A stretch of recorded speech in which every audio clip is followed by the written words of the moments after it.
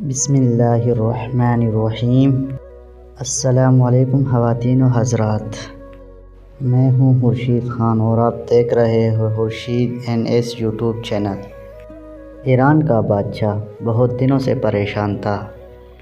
یوں تو ہر طرف خوشحالی کا دور تھا، مگر بادشاہ کی پریشانی کی وجہ اس کی ایک لوتی بیٹی تھی۔ ہر باپ کی طرح بادشاہ بھی اپنی بیٹی کی شادی کر کے اپنے فرض سے دوش ہونا چاہتا تھا، لیکن شہزادی نے بھی عجیب اعلان کر رکھا تھا کہ جو شخص شہزادی کے 3 سوالوں کا جواب دے گا، شہزادی اس سے شادی کرے گی۔ آس پاس کی ریاستوں کی کئی شہزادے آئے، مگر سب کے سب ناکام لوٹے۔ اس ملک میں ایک نوجوان رہتا تھا، اس کا نام اعظم تھا۔ اس نے اپنے والد سے کہا کہ وہ بھی اپنا قسمت آزمانا چاہتا ہے۔ اعظم کے والد ایک عالم تھے اور برسوں سے لوگوں میں علم کی روشنی بانٹ رہے تھے۔ ملک کے فارس کا وزیر اعظم اور بڑے بڑے درباری اور شہر کا قاضی بھی ان کا شاگرد تھا۔ باپ نے بیٹے کی خواہش دیکھی تو بولے، بیٹا اگر تم ناکام لوٹے تو تیرا کچھ نہیں جائے گا۔ لوگ کیا کہیں گے کہ ایک عالم کا بیٹا ناکام ہو گیا۔ اعظم اپنے والد سے کہنے لگا، بابا بڑے بڑے شہزادے لوٹ گئے، اگر میں بھی ناکام ہوا تو کیا ہوا؟ یہ تو مقابلہ ہے، جو بھی جیت لے اور شاید وہ خوش نصیب میں ہو جاؤں۔ آخر باپ کو بیٹے کی ضد ماننی پڑ گئی۔ اعظم خوشی خوشی محل کی طرف چل پڑا۔ شہر میں یہ خبر جنگل کی آگ کی طرح پھیل گئی۔ مقررہ وقت پر محل لوگوں سے کچا کچ بھرا ہوا تھا۔ بادشاہ تخت پر بیٹھا تھا، ملکہ عالیہ بھی محل میں موجود تھی۔ وزیر، امیر، درباری اور عوام الناس سب دربار میں موجود تھے۔ آخر شہزادی نے اپنا پہلا سوال کر ڈالا۔ اس نے شہادت کی انگلی فضا میں بلند کی۔ اعظم کچھ دیر خاموش ہوا اور پھر شہادت والی انگلی کے ساتھ والی انگلی فضا میں بلند کی۔ یہ دیکھ کر شہزادی مسکرا اٹھی اور ملکہ عالیہ بولی، شاباش اے نوجوان، تم پہلا مرحلہ کامیابی سے طے کر گئے ہو۔ دوسرے سوال کے لیے شہزادی کرسی سے اٹھی اور ہاتھ میں تلوار لے کر ہوا میں چلائی رکھی۔ کچھ دیر بعد وہ دوبارہ اپنی نشست پر آ کر بیٹھ گئی۔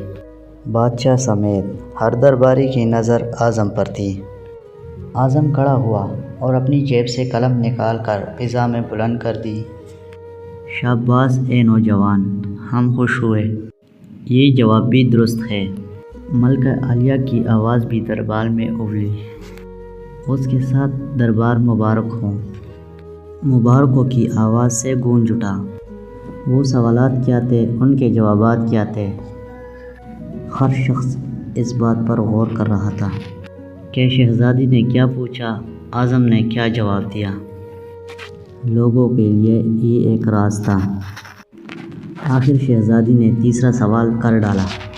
وہ تیزی سے سیڑھیاں اتری، تیزی سے سیڑھیاں چڑھ کر اپنی نشست پر بیٹھ گئی۔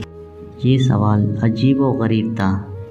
ہر طرف خاموشی تھی، لوگوں کی سانسیں رکی ہوئی تھیں، اور آخر کار اعظم کھڑا ہوا، اپنے دل پر ہاتھ رکھ کر شہزادی کی طرف دیکھنے لگا۔ مرحبا، مرحبا اے نوجوان، مبارک ہو۔ ملکہ عالیہ کے آواز کے ساتھ ہی شہزادی محل کے اندرونی حصے میں چلی گئی اور محل مبارکباد کی آواز سے گونج اٹھا۔ لوگ خوشی سے جھوم رہے تھے۔ اعظم دل ہی دل میں اللہ کا شکر ادا کر رہا تھا کہ جس نے اسے یہ اعزاز بخشا۔ بادشاہ نے اعظم سے پوچھا کہ اے نوجوان، ملکہ عالیہ کو تم نے مطمئن کر دیا، اب یہ بتاؤ کہ تم سے کیا پوچھا گیا تھا اور تم نے کیا جواب دیا، اور اگر تم نے ایک بھی غلط جواب دیا تو تمہاری گردن مار دی جائے گی۔ پراعتماد انداز میں کھڑا ہو کر بولا، بادشاہ سلامت۔ شہزادی نے ایک انگلی کھڑی کر کے پوچھا تھا کہ کیا تم اللہ کو ایک مانتے ہو؟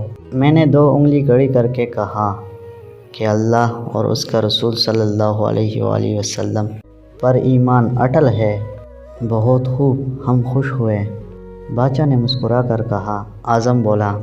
اس کے بعد شہزادی نے تلوار چلا کر پوچھا کہ کیا تلوار سے بڑا ہتھیار ہے؟ میں نے جواب دیا کہ ہاں، قلم کا وار تلوار کے وار سے زیادہ کارگر ہوتا ہے۔ ماشاءاللہ نوجوان، تم نے ہمارا دل جیت لیا، تم نے ثابت کر دیا کہ… لیکن یہ بتاؤ تیسرا سوال کیا تھا؟ بادشاہ نے حوصلہ افزائی کر کے پوچھا۔ اعظم نے آسمان کی طرف دیکھا اور کہنے لگا، بادشاہ سلامت۔ شہزادی سیڑھیاں اتر کر اور پھر چڑھ کر تک کر کرسی پر بیٹھ گئی۔ انہوں نے پوچھا کہ میں تک چکی ہوں لیکن میرے جسم کی ایک چیز نہیں تکی۔ میں نے جواب دیا، دل۔ انسانی جسم میں وہ واحد چیز ہے جو پیدائش سے لے کر مرتے دم تک دھڑکتا ہے لیکن تکتا نہیں۔